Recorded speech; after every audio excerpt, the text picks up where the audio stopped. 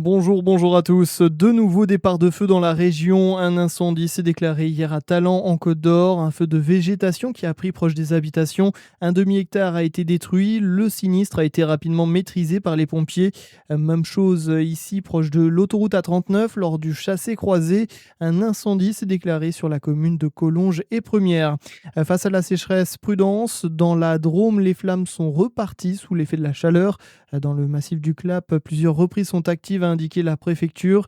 Le bilan fait désormais état de 320 hectares brûlés.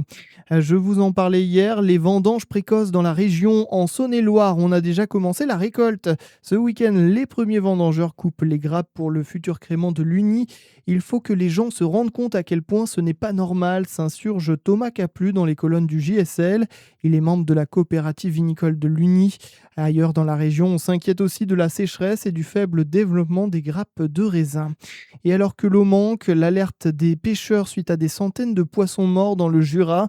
À Montmoreau, un déversoir d'orage a relâché dans la Vallière des eaux usées suite aux fortes pluies dans la nuit du 5 au 6 août dernier.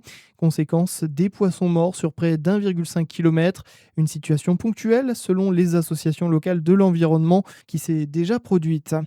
Dans l'actualité également, 3 mois après l'affaire Liana, Gérald Darmanin dénonce des dysfonctionnements dans le traitement des dossiers impliquant des mineurs. Dans un courrier révélé par Le Monde, le garde des Sceaux évoque des affaires non répertoriées par la justice, parfois abandonnées ou perdues.